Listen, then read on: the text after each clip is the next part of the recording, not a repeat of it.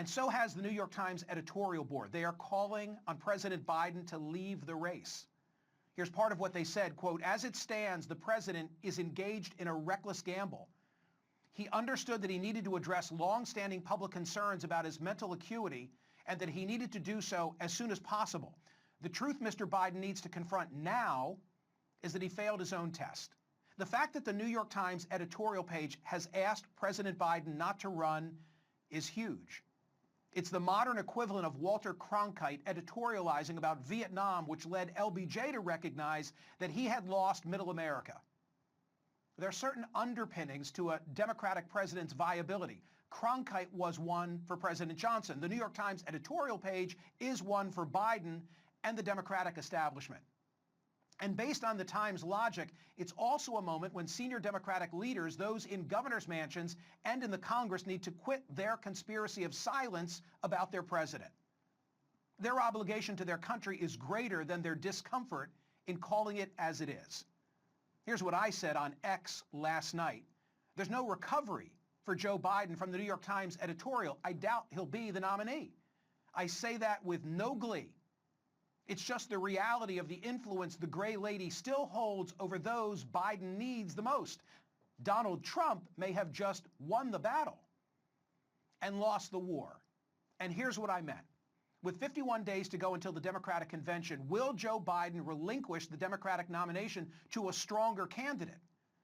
Beyond Vice President Kamala Harris, the Democrats have a deep bench. Gavin Newsom, Amy Klobuchar, Gretchen Whitmer, Wes Moore, Josh Shapiro, Pete Buttigieg. Polls say that America is largely disgusted with the current choice between these two. Well, here's a chance for a fresher face to catch lightning in a bottle. A contested Democratic National Convention is nothing to fear. It would be a dynamic and captivating several days in American history. The person who came out of that process with the nomination would have enormous momentum and would be a far different candidate in terms of their evident abilities, far in excess of the way we look at each of them today. And that includes Vice President Kamala Harris if she were able to convince the delegates to support her. With competition, it would only be because she was compelling, and the country would get to see that she would win the nomination. In the alternative, the president's sense of patriotism might give way to perceptions of selfishness. The New York Times' Thomas Friedman is said to be among the president's favorite columnists. He said the debate made him weep. And he wrote this: Joe Biden, a good man, a good president, has no business running for re-election. The headline, he must bow out of the race. Joe Biden's place in history is secure as the person who denied Donald Trump a consecutive second term. But that might come with a footnote if he's the person who enables a Trump return to the White House. I want to know what you think. Go to my website right now at smirconish.com. Answer this question. Should the Democratic nomination be determined by a contested convention? So what would happen if President Biden were to drop out of the race? Elaine Kmark joins me now. She's founding director for the Center for Effective Public Management and senior fellow for governance studies at the Brookings Institution. This is her area of expertise. Nice to see you again. What would happen at the convention if the president were to say, I'm no longer your candidate? Well, if it happened right at the convention, that would be really pretty chaotic. If it happened some weeks before the convention, you would find other people who want to be the presidential nominee of the Democratic Party calling about approximately 4,000 delegates who've already been elected. Those delegates are absolutely Biden supporters, but we don't know if Biden voluntarily took himself out. We don't know where those people would be. There would be a scramble for their attention. You could see candidates going to state delegation meetings. You could see candidates getting on shows like yours, trying to make an impression publicly. People would watch the polls. There'd be a lot of attention to these candidates. And ultimately, they would have to convince somewhere in the neighborhood of 2,000 plus Democratic delegates to vote for them on a roll call vote. Am I right that President Biden could not control those delegates currently pledged to him? He could make an endorsement if he chose, but he can't just say, and here will be my successor. No, of course not. No, he can't. He doesn't control them in a legal sense. Obviously, his view on who should be a successor will be very important and will probably carry a lot of weight with a lot of the delegates who are dedicated to Joe Biden.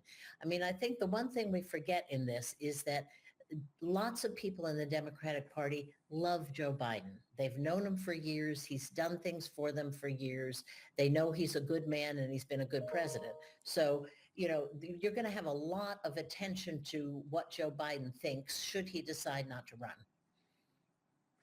Is there an impediment in getting on some state ballots at this juncture? Has that ship already sailed? If there were to be a change in the Democratic nominee, do you get on the Wisconsin ballot? Oh, sure. Yeah, because you're not on the ballot until the convention formally nominates you.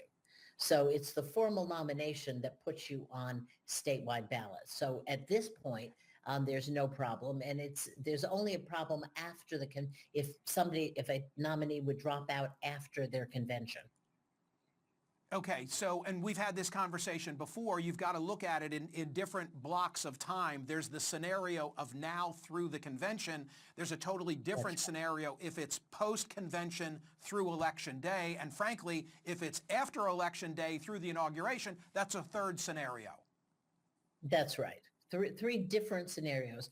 If for some reason the president, the nominee dropped out after the convention, then the Democratic National Committee would convene and select the nominee. Same thing, by the way, for the Republican Party. And if the nominee dropped out after the election and before the Electoral College meets, you still have electors who are Democrats and electors who are Republicans, and they would decide the replacement for the nominee. If the Democratic candidate or the president-elect drops out after the Electoral College has met, then the Constitution finally kicks in and the vice president-elect will be inaugurated. So it's three different scenarios. But up until Election Day, it really is in the hands of the political parties. Elaine Kamarck, that was excellent. We thank you. Thanks for having me.